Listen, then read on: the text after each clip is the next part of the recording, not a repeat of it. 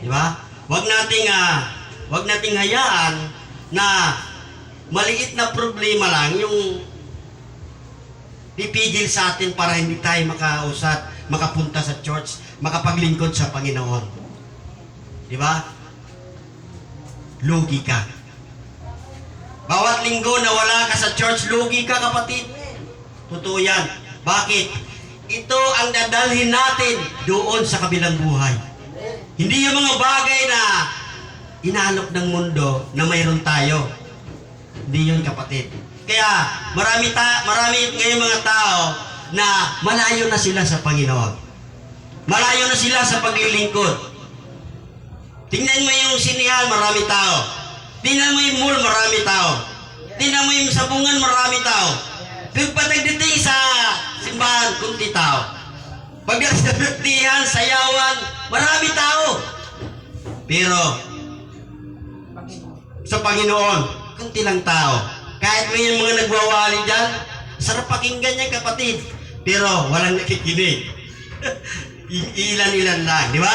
Kaya dapat, yung ating pananampalataya, huwag natin isantabi yan, kapatid.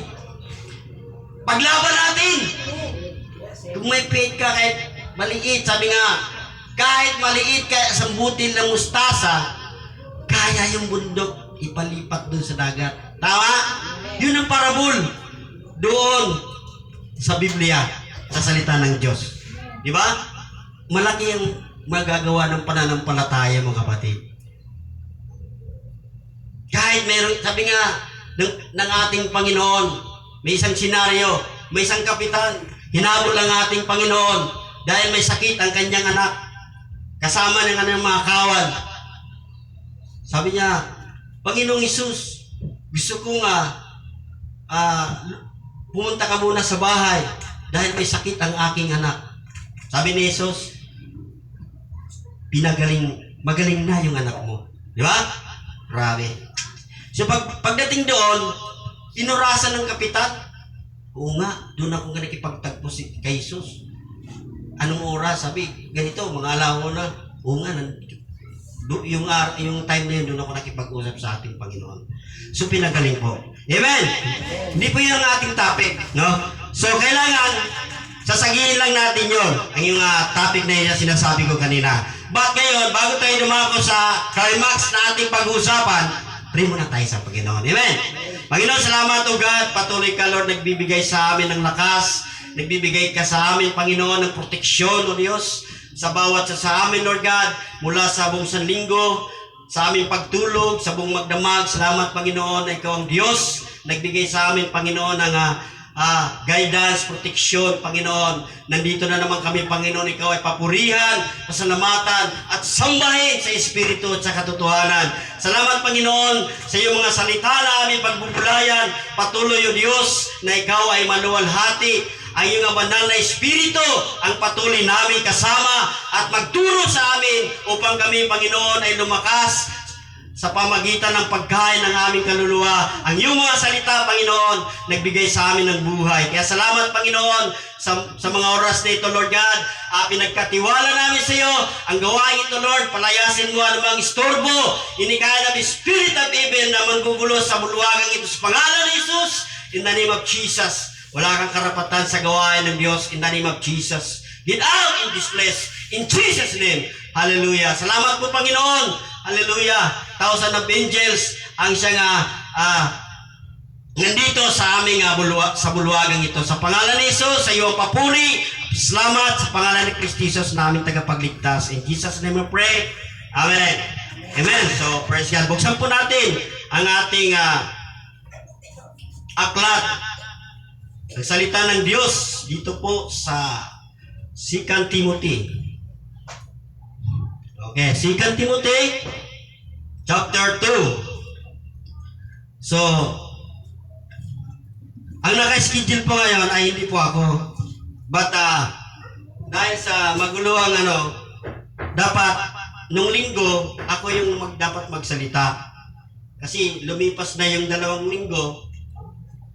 Ang 2 pastor dapat doon nakapisto. Doon sa 2 iyon. Nagka-change sila. So, nangyari, sabi ni Pastor, ay ako daw ng linggo. Hindi naman siya naka-schedule, dapat ako. Napunta si Joel. Si Joel lang di ba? So wala si Pastor Romy ngayon. So salamat sa Panginoon sa pribilehiyo na pwede ako mag-preach, di ba? Praise God. So amen. So wag tayo tumingin sa tao. Looking unto Jesus. Hebreo 12. Di ba? Tumingin lang tayo sa Diyos, wag sa tao. Pag sa tao, malamang babagsak ka. Parang parang isang halaman na ampalaya. Pag kumapit doon, pag bumagsak kinapitan niya, bagsak din siya. Di ba? Kapag tumingin ka sa Lord, kumapit ka sa Lord, hindi ka bibitawan ng Panginoon. Amen. Praise God. Basa. Dito po sa Timothy chapter 2 verse 20 hanggang 22. Amen. Hindi magbabasa. Sino nakakita? Nakasan mo? Sa isang malaking bahay ay may iba't ibang uri ng kasangkapan. May yari sa pinto o pino at mayroong nangyari sa kahoy o puti. May ginagamit para sa mga tanging okasyon at mayroon naman pang-araw-araw. Ang sino mang lumalayo sa kasamaan ay katulad ng sisiglang natatangi, malinis at dapat gamitin na may-ari para sa lahat ng mabubuting gawain. Kaya nga iwasan mo ang masamang hilig ng kabataan. Salit ay pagsikapan mong maging tuwid, tapat, mapagmahal, at mapayapa kasama ng mga taong may pusong kinis na tumatawag sa Panginoon. Narinig niyo ba? Sabi dito, sa isang malaking bahay ay may iba't ibang uri ng kasangkapan. Mayari sa ginto o pilak at mayroong yari sa kahoy o putik. May ginagamit para sa mga tanging okasyon at mayroon namang pang-araw-araw. Sa 21, ang sinumang lumalayo sa kasamaan ay katulad ng sisidlang natatangi, malinis, karapat-dapat, gamitin ng may-ari para sa lahat ng mabuting gawain. 22, kaya nga, iwasan mo ang masamang pihilig ng kabataan. Sa halik ay pagsikapan mong maging matuwid, tapat, pagmahal, payapa, kasama mga taong may pusong malinis na tumatawag sa ating Panginoon. Amen? So, makita po natin, spiritual po yun. Kumbaga, sa 20, mayroong ipinapakita rito na kung anong gamit tayo. Diba? Ikaw, ano ba ang gusto mong gamit? Kunyari, gamit. Ikaw, ano ba gusto mong gamit? Sister Jocelyn. Sa loob ng tahanan. Sa loob ng tahanan, sabihin na natin sa kusina. O sa banyo, ano ba yung gusto mo? Plato. Yun. Plato, ikaw. Pang-araw-araw na ginagamit. Bro, tabo. Di ba? Sister Revilla, ano ang gusto mo? Balti! Grabe, no? Sister Gisa, ano ba gusto mo sa loob ng tahanan? Sunset. Ha? Sunset. Sunset! Grabe, pang-araw-araw yun talaga. Ventilador! Grabe, ikaw, Saralan. Kaldero ba? Busog ka lagi, may kaldero. Praise God, ha? So, sa loob ng tahanan po, sabi nga pinapaliwanag sa 20, hindi lahat ay yari sa ginto, di ba? May yari sa ganito, may oring tayo po, bilang mga Kristiyano, bilang mga tao na naglilingkod sa Panginoon, alam ko po na kayong nakakalam kung ano ang standard niyo sa Lord. Di ba? Kung ano na yung level ng inyong pananampalataya, maging kung ano yung sinasabi mong gamit, pang araw-araw ka ba? O isa kang gamit na kagamit-gamit? O ordinaryo ka lang gamit sa isang tahanan? Parang tabo, di ba? Ginagamit araw-araw ito, pagpaligo. Di ba? Oo. Pero mayroon namang gamit na talagang laging nakahanda. Di ba? Espesyal na gamit, kapatid. Yun yung plato, yung pagdating ng okasyon or pistahan, nilalabas yan.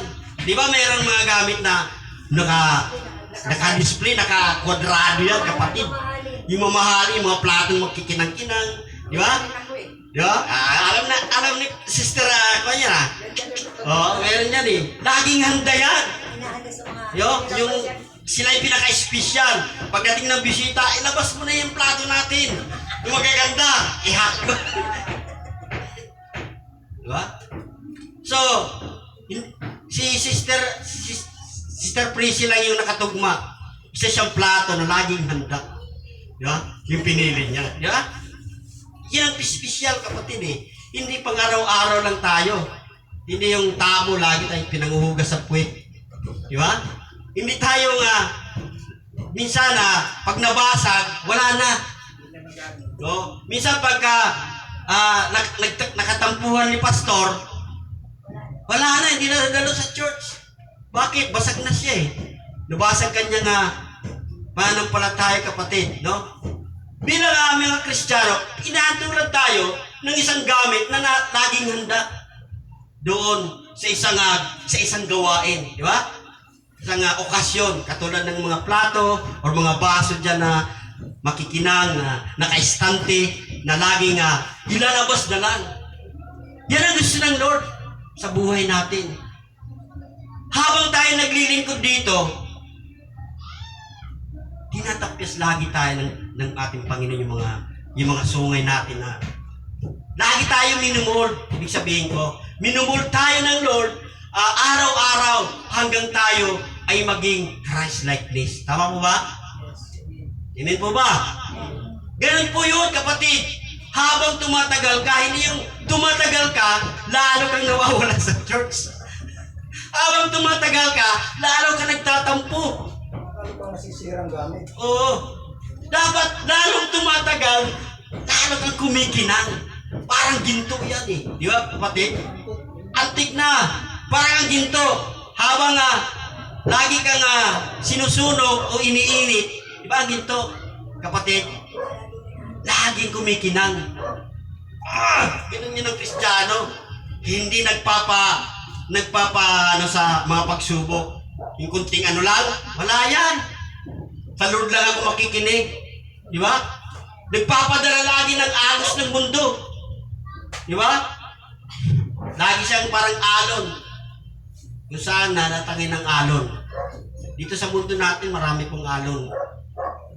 Marami pong alon, kapatid. Kaya kailangan maging matatag tayo. Amen? Balik tayo rito. Di ba? Sabi dito, sa 21, ang sinuman lumalayo sa kasamaan ay matutulan sa sidlang natatangi, malinis at karapat dapat gamitin ng may-ari para sa lahat ng mabubuting gawain. Di ba? Yung natatangi, yung malinis. Di ba? Ganun tayo dapat habang tumatagal, habang china-charge tayo ng Lord. China-charge tayo parang cellphone, nagiging full tayo. Di ba? Full charge tayo. Tama ba? Hindi tayo malulubat. Di ba?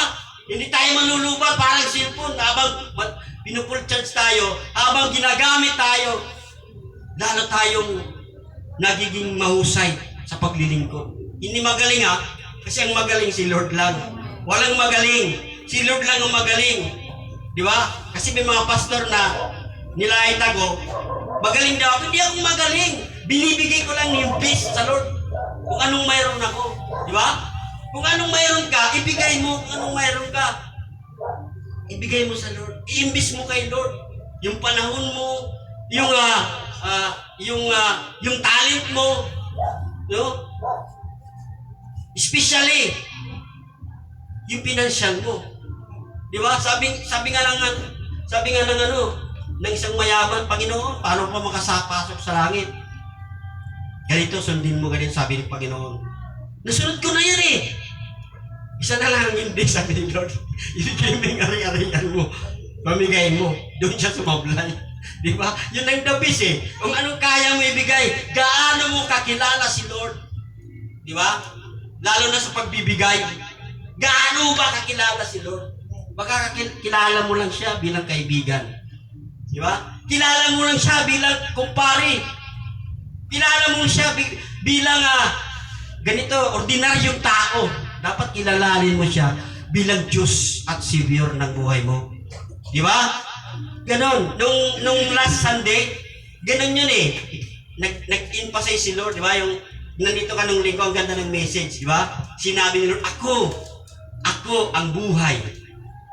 Ako ang tinapay ng buhay, di ba? Maraming in-emphasize si Lord.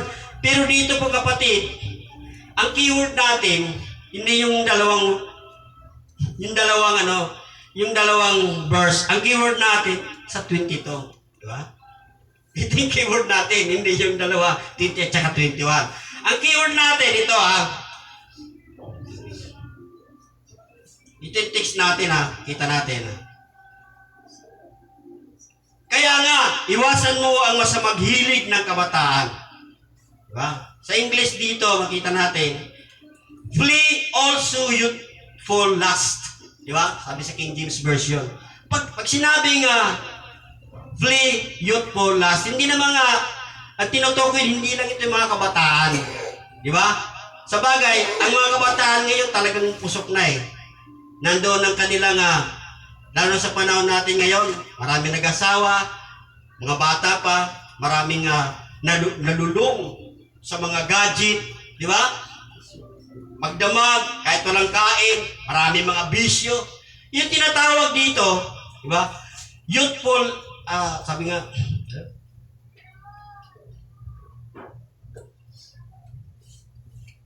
flee also youthful lust. Pag sinabing play, hindi yung play na laro yung play na F-L-E-E. Igel, di ba?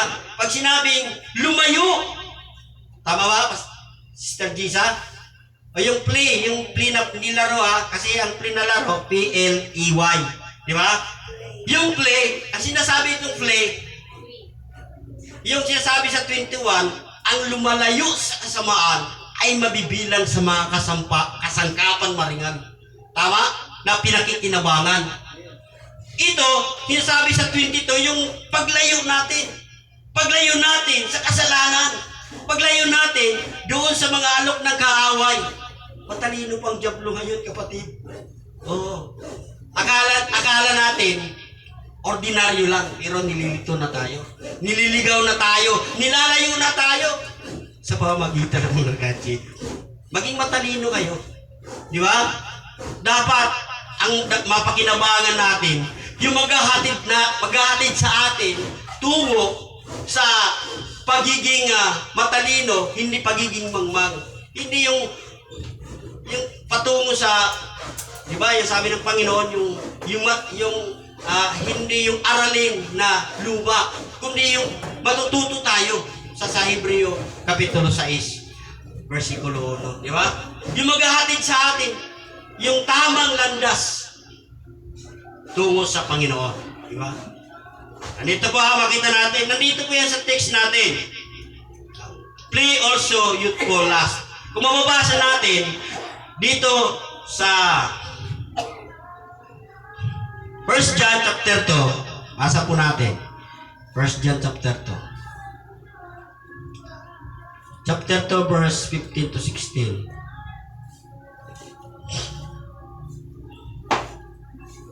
Sabi dito, huwag ninyong ibigin ang sanglibutan o ang mga bagay na nasa sanglibutan.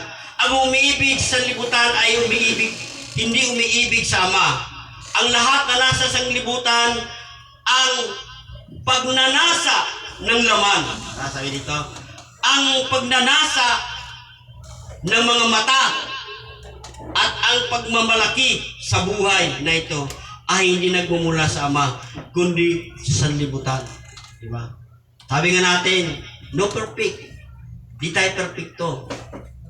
Pero itong mga bagay dito na kinahumaling ng kapatid, ito po ang maghahatid tayo sa atin sa impyerno. Diba? Gusto mo ba sa impyerno o sa langit? Kapatid, totoo po yung impyerno. Dapat yung pinipreach dito, hindi yung prosperity, hindi yung mga kagalingan. Ipakita natin, i-preach natin dito na totoo ang impyerno. Di ba? Kadalasan, yun na lang ang pinipreach ng mga tao, ng mga pastor, para sila yung tungkol sa tithes. Pero, dapat i-preach natin kung gaano katotoong ang impyerno. Kaya makita natin, dito po, na ang sinasabi dito, na ang sanglibutan, walang may dudulot dito. Nandito nga tayo. Tayo ay prospect na nakaapak sa makasalanang mundong ito. Kumbaga, sa putik, nakaapak tayo sa putik ng kasalanan. Kaya walang perfecto. Pero, sabi ng ating Panginoon, sa John, hindi tayo nagpapatuloy sa kasalanan yan.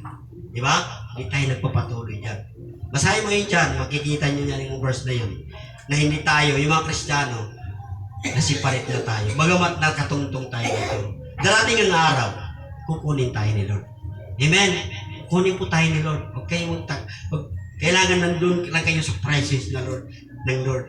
Pero pagka wala na kayong presence, hindi mo na maramdaman yung presence ni Lord, kapatid, magtanong ka na. Ako, kinukonbik ako lagi.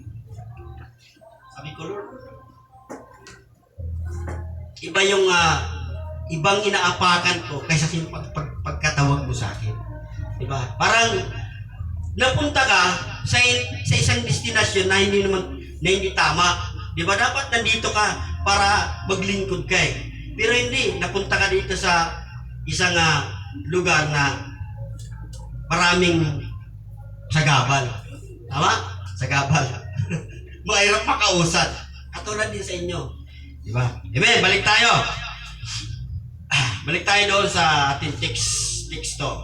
No?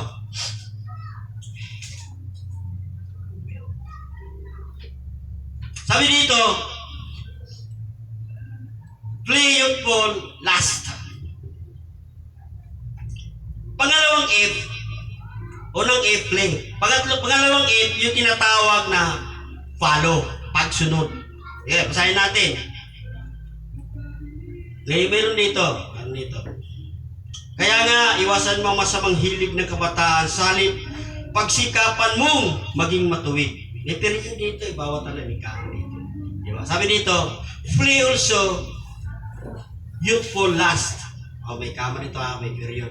But, follow righteousness. Follow righteousness. Diba? Mahirap pong sumunod. Diba? Sa totoo lang, mahirap sumunod eh. Kahit yung mga ordinaryo lang mga sa church, yung mga ordinaryo lang pinatutupad ng ating pastor, kasi hindi natin nasusunod eh. Di ba? Mahirap po sumunod eh. Pero ang pinatutungkulan ni Lord dito, bago sa kanya, dito muna. Bago, di ba? Sabi nga ng verse doon sa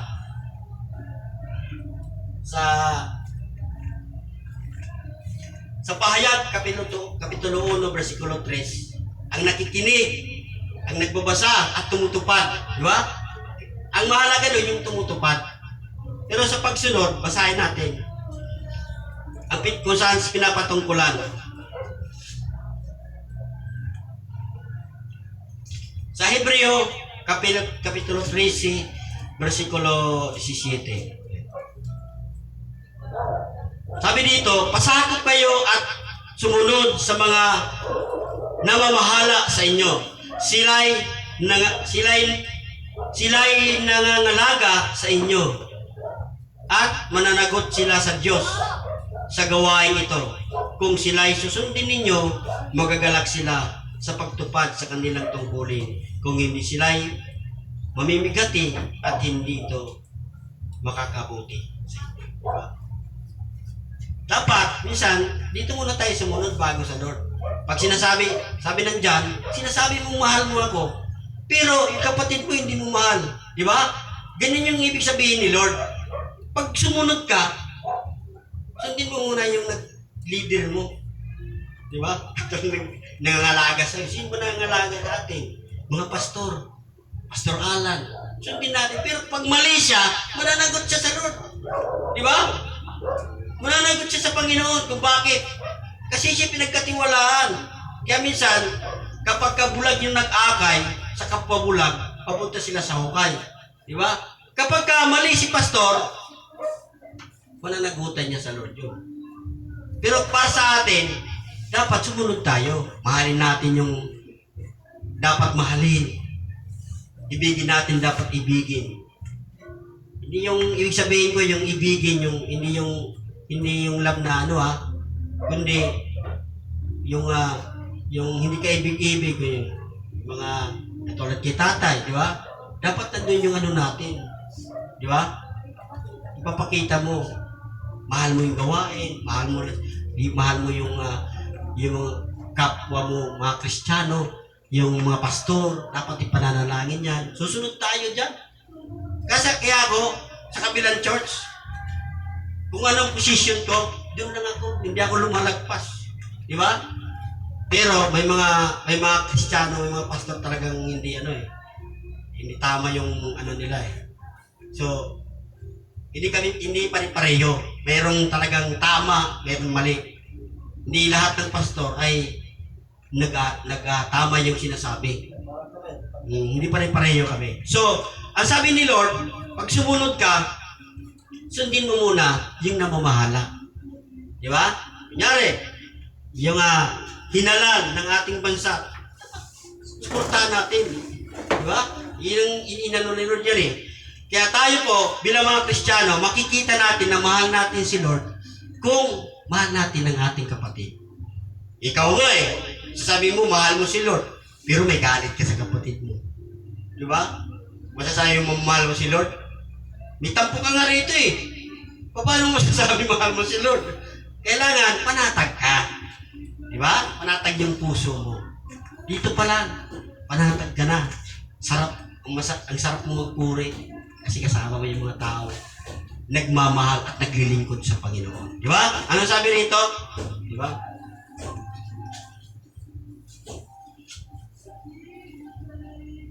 Amen. So dito po. Kaya nga, iwasan mo ang hiling ng kabataan, sali, pagsikapan mo maging matuwid, tapat, mapagmahal, at mapayapa kasama ng mga tao may malinis na puso. May taong pusong malinis at tumatawag sa ating Panginoon. Ang sarap po kasama yung mga tao na yan. Mga taong tinutukoy dito, yung ating kapwa Kristiyano, yung ating pakikitungo sa ating. Doon mo masasabi na ikaw ay alagad ng Diyos. Doon mo masasabi na ikaw ay anak ka ng Diyos. Kasi wala kang tinatangi. Di ba? Kapatid ko yan. Kailangan ko tulungan yan. Kapatid ko yan. Kaya kailangan ko pag-pray yan. Hindi man lamang ang kasagapan natin. Yes! Kasangkapan ka ni Lord. Di, may tinatangi. Yung mga ganun tao, may Kristiyanong ganun. Alam mo, questionable yung mga Kristiyanong yun. Akala nila, yung tinuturo ng Biblia, ganun-ganun lang. Pag tinanggap ni si Lord, okay na. Hindi. May babaguhin pa sa'yo. May babaguhin pa sa'yo sa ating mga buhay. Amen po ba? Hallelujah. Maikli lang to. Isa na lang po. Isa na lang po. Malapit na po tayo. Unang it. Play. Tapos, follow. Diba? Follow. Sumunod ka. Mahirap po sumunod. Kapatid, sabi nga niya yung kanta, gusto kong umait. Hindi ko magawa. Diba? Gusto kong... May kanta gano'n. Mahirap sumunod. Kahit si Pablo, sabi niya sa Korinto, ang gusto kong gawin ay hindi ko magawa. Ang ayaw kong gawin, ang siya kong ginagawa. Di ba, Pastor? Sabi ni Pastor Pablo, may ginagawa siya na hindi niya magawa. Ang hindi niya gusto, ang siya kong ginagawa. Hirap sumunod. Pag wala si Lord sa iyo. Di ba? Pero pagka laging tinatawag si Lord, kahit sa maliit na bagay, sasamahan ka niya. Amen po ba? Hallelujah. Sasamahan ka niya. Bakit? Kasi hindi ka papabayaan ng Diyos eh. Sabi ng Panginoon, kailanman hindi ko kayo itataboy. Ang tumatawag sa akin, kailanman hindi ko tinataboy. Di ba? Kasi hindi ka tumatawag. Amen. So pangatlo po. Ayan, marami tayo. Si Jocelyn, tingin-tingin na sa oras eh. Di ba? Tingin siya, baka naman na eh. Hayaan mo lang muna yung oras. Hindi pa tayo, hindi pa tayo. Hindi naman alis ang Ay, di ba wala siyang oras, di ba? Manginig muna tayo eh. Makinig muna tayo. Hallelujah. Oh, yan mo lang. Amen. Pangatlong if, isa na lang to. Yung sinasabing faith. Diba? Sabi dito, play also youthful lust, but follow righteousness and faith. Diba? Faith sa mga taong mayroon na kapayapaan at may malinis na puso na tumatawag sa ating Panginoon. Alam mo, maganda kasama yung nasa Panginoon. Bakit? Subukan mo sumama sa lasinggo. Magiging lasinggo ka. Marin pa rin. Oo. Sumama ka ng mga nag-ano, pag-adik ka. Oo, hawa, spirit yan eh. Sabi yung dati, ang mga bakla dati, kukunti lang. Ngayon hindi, hawa-hawa na eh. Oh, kahit lalaki, bato-bato. Bakla na ngayon. Hawa-hawa eh. Kasi nga, barkada niya bakla.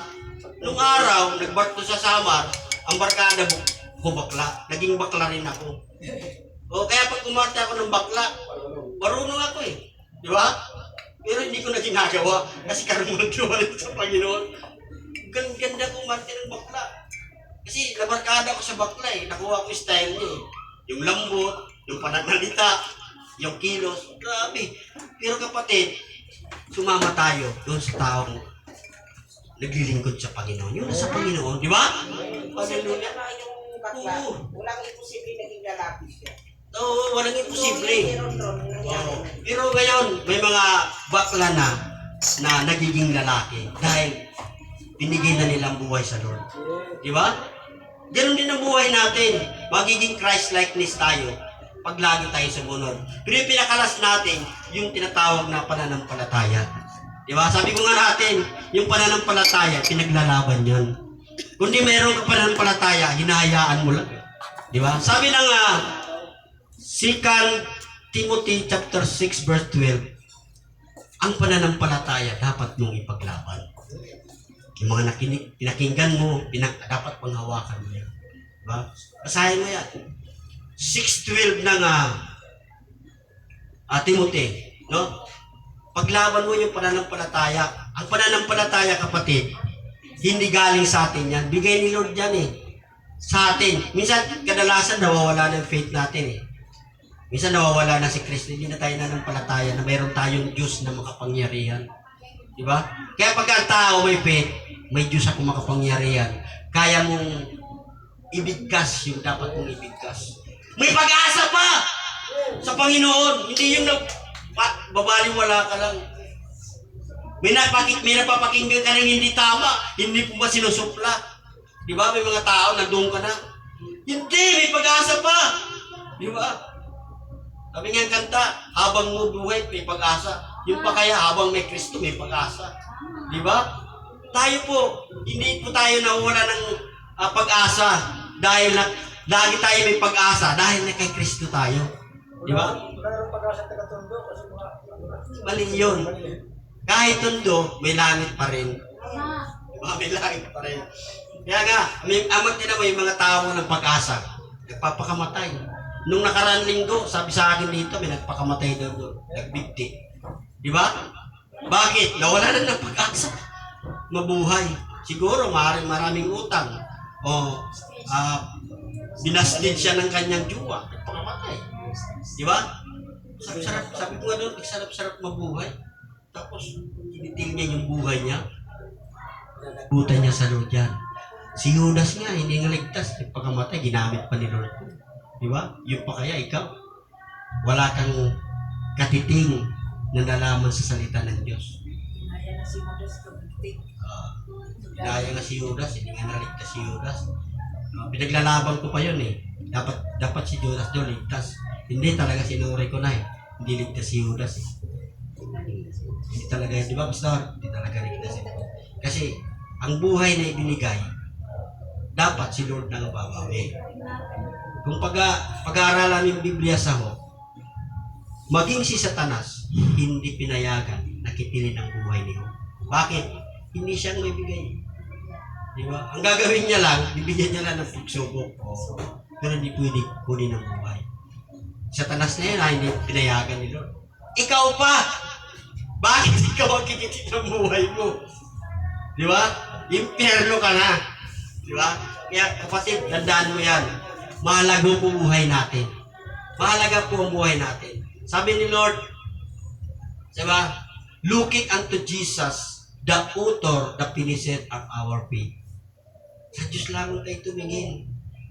Sa nagbigay sa atin ng pananampalataya. Di ba? The finisher of our faith. Hebrews chapter 12 verse 1 and 2. Di ba? Kaya, ang pananampalataya, kahit katiting lang yan, pwede palakihin yan ng palakihin, ng palakihin, ng palakihin, ng palakihin, ng palakihin! Di ba? Maliit na pananampalataya mo, pagka idugtong mo yan doon sa malaking pananampalataya, yak. Di ba parang ano yan eh? Lalawak yan. Parang isang balon na intis siya. Tama? Dinasap doon sa isang tapos binugahan, wala siyang pananampalataya. Yung, di ba, lumaki ng lumaki. Di ba?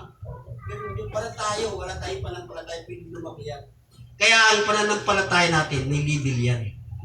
Mayroong takot sa demonyo, mayroong hindi takot. Di ba? May takot sa problema, mayroon naman hindi takot. Huwag kang matakot.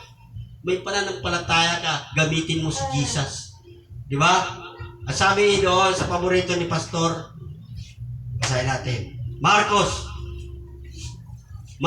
Kapitulo 15. Paborito ni Pastor to eh. 15 verse 16, 15. Oo. Basahin natin. Ito yung sinasabing faith. Sinasabing faith. Anong magagawa? Anong magagawa ng faith na yan? Basa. 16, 15. Oo, basa natin.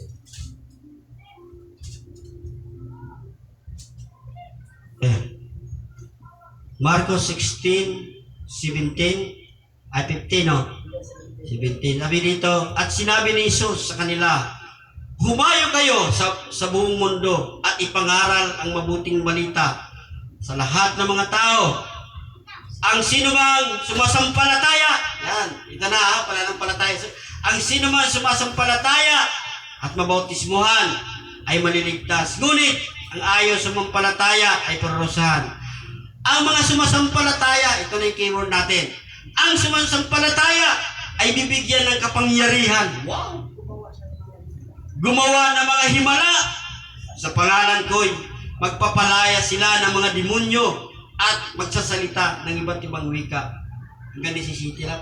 O, diba? May kapangyarihan. May kapangyarihan ng pananampalataya. Alam mo, yung faith nyo, practice nyo yan. Alam mo ba, pag sinabing faith, malaki magagawa niyan. Faith yan, dito yan eh. Faith yan eh. Paniniwala yan, faith. Pwede kang i-practice yan. Yan yung bawa, mayroon may sakit. Faith yan. Pag-pray natin yan. Kailangan nandun yung faith mo, nandun, hindi yung yaga-yaga ha, yaga-yaga. Pag-pray mo, kahit may sakit, practice mo, Lord. Sabi mo, ang sasampalataya na may kapangyarihan, patungan ng aming mga kamay na may sakit, di ba? Practicein mo, kapatid. May kapatid ako na sa Samar, bago lang kayo nananampalataya, pinapractice niya yan. Kasi yun ang pinakanin niya eh. Major niya. Gumagaling yung may sakit yan. Lagnat, mga bata, ordinaryo lang, pray niya. Practicein mo, kapatid. Gumagaling. Bakit? Sino lang nagpapagaling, hindi ikaw? Fit mo lang. Ikaw lang yung kamay. Diba? Napapagaling. Alam mo si Pastor, kaya ganun siyang agresibo. May fit eh. Pananampalataya. Diba, Pastor? Mga demonyo, mga demonposis, mga may sakit. Kasi sa faith na kukuha yan, hindi sa atin. Inigaling natin, hindi. Ganun yung sinabi. Practice mo yan.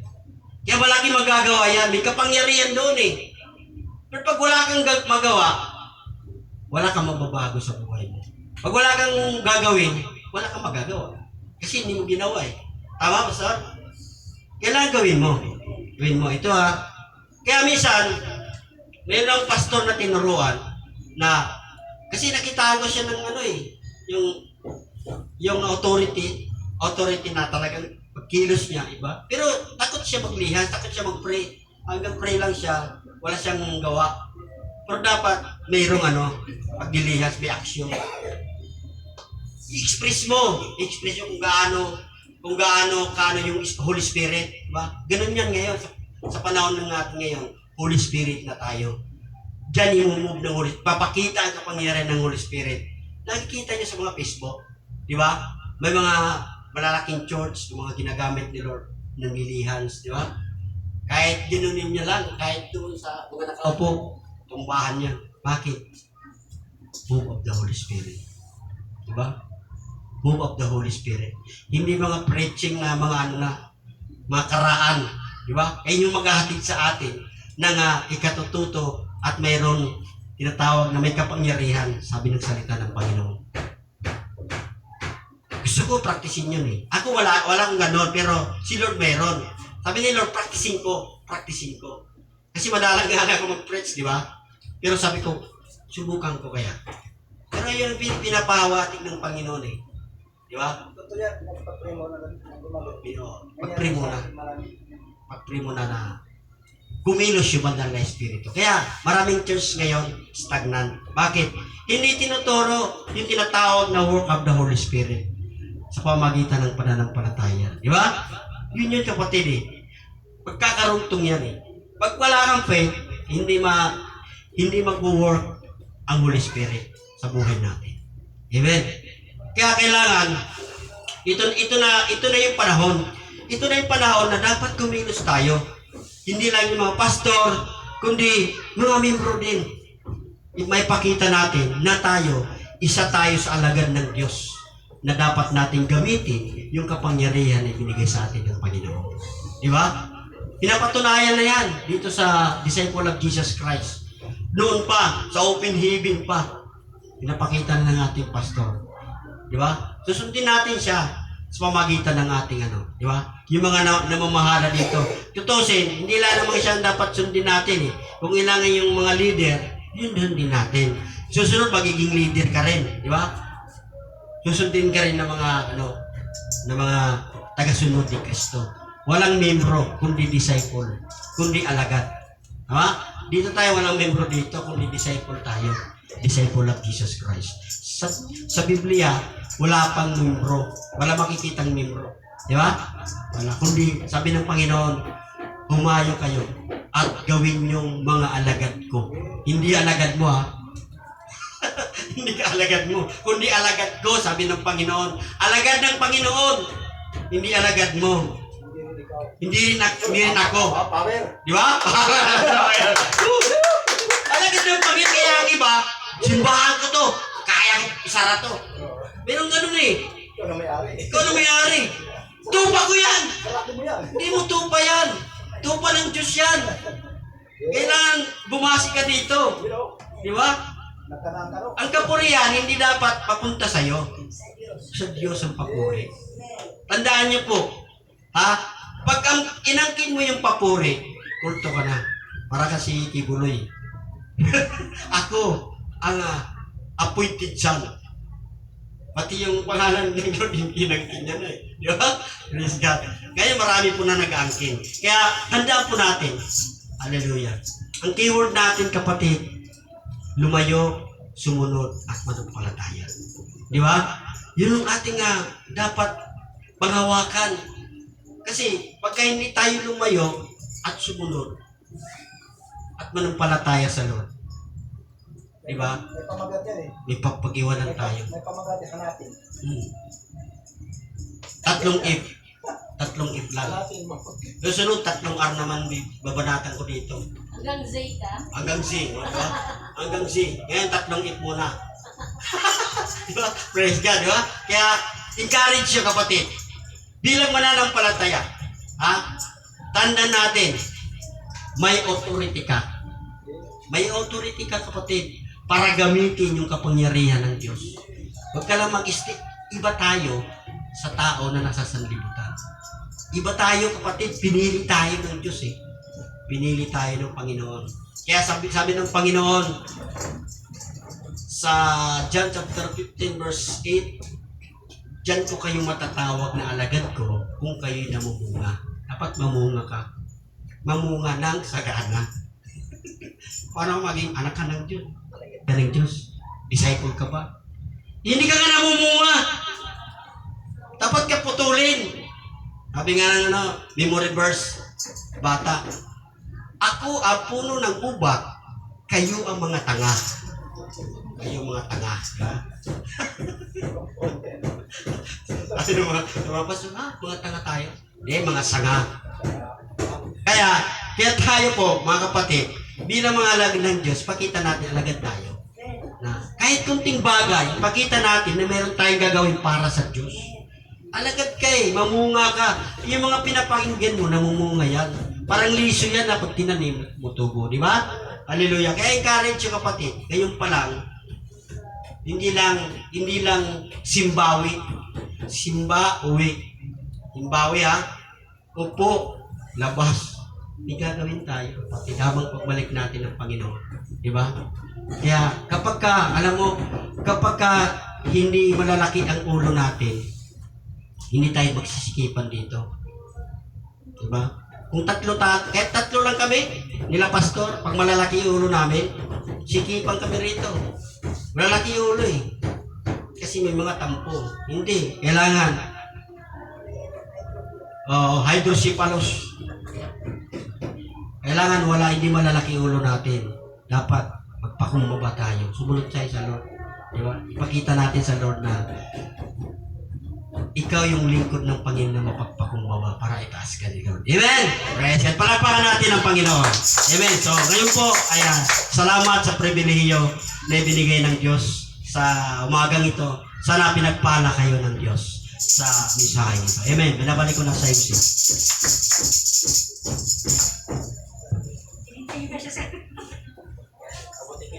Tumako na po tayo sa ating pagbibigay, mga kapatid. Ang ikasampung bahagi ay para sa Panginoon. Ang 90% ay para sa atin at magbigay ng bukal ayon sa inyong kalooban. Maraming salamat. Tawagin ko po si Brother Jill.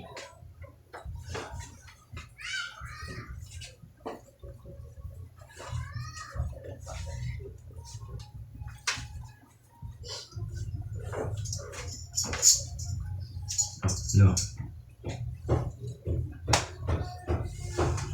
Ito po yun. Tama po yun talaga. Magbibigay po tayo dahil sa Panginoon. Kailangan babalik natin ang ating mga ginagawa sa isang linggo. Una po talaga, linggo pa lang ngayon, nagtatanim pa lang tayo. Pagdating ng linggo, may bunga po. Nakuha nyo. So sabi doon sa Levitico 27:30, lahat ng ikapo, maging binhi o bunga ng halaman ay nakatalaga kay Yahweh.